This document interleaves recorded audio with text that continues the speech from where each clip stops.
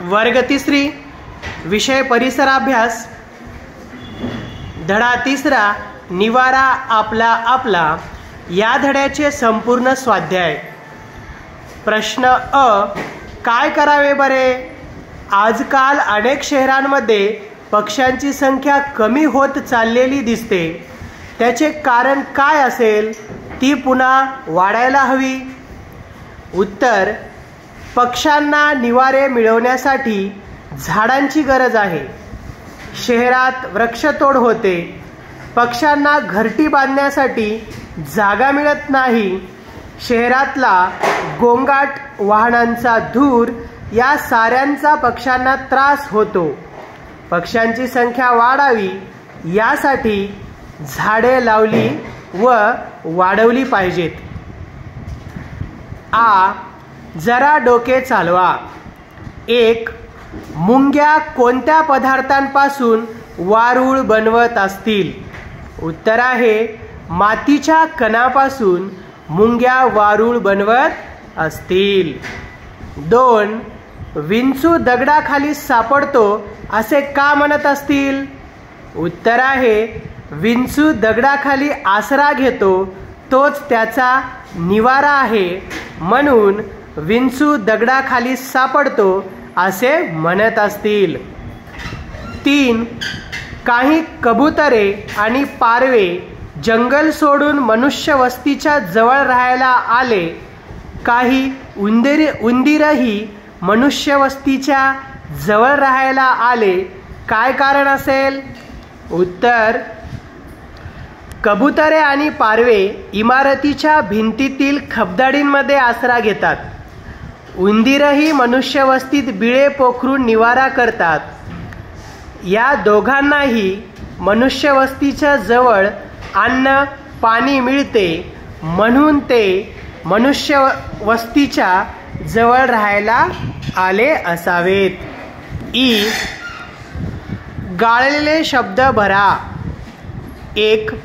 सगळ्या पक्ष्यांची घरटी टिंबटिंब नसतात। उत्तर आहे एकसारखी। 2. टिंबटिंब नावाचा पक्षी चिमणीपेक्षा लहान असतो। उत्तर आहे शिंपी। 3. काही प्राणी निवाऱ्यासाठी स्वतः काहीच टिंबटिंब करत नाहीत, तर उत्तर आहे खटपट करत नाहीत। 4. वाघ, बिबटे टिंबटिंब डोंगराच्या गुहेत राहतात। उत्तर आहे तरस। 5.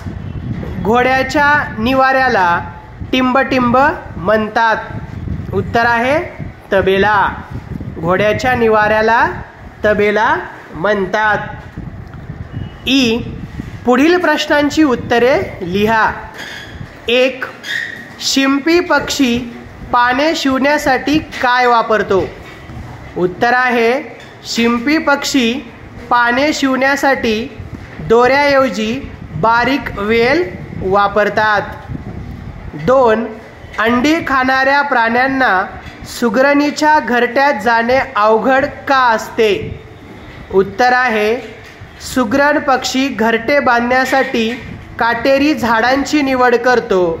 ज्या फांदीवर घरटे असते ती पाण्यावर झुकलेली असते। ही फांदी खूप उंचीवर असते, त्यामुळे अंडी खाणाऱ्या प्राण्यांना सुगरणीच्या घरट्यात जाणे अवघड असते। 3. पक्षी आपले घरटे आतून मऊ आणि उबदार कसे करतात? उत्तर आहे घरटे बनवण्यासाठी पक्षी गवत व काड्या वापरतात। घरट्याच्या आत घालण्यासाठी कापूस, दोरीचे, सुतळीचे तुकडे वापरतात, त्यामुळे पक्ष्याचे घरटे आतून मऊ आणि उबदार होते। 4. सिमेंटने बांधलेल्या घरात उंदीर आणि घुशी सहसा का येत नाहीत? उत्तर आहे सिमेंटने बांधलेले बांधकाम उंदीर व घुशींना पोखरता येत नाही, म्हणून सिमेंटने बांधलेल्या घरात उंदीर आणि घुशी सहसा येत नाहीत. 5. अंधाऱ्या गुहांमध्ये राहणारी वटवाघुळे आणखी कुठे निवारा करतात किंवा शोधतात?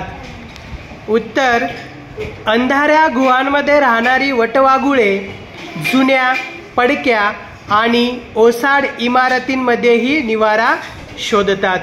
धन्यवाद. तर या धड्याचे स्वाध्याय सुंदर हस्ताक्षरामध्ये लिहून काढा.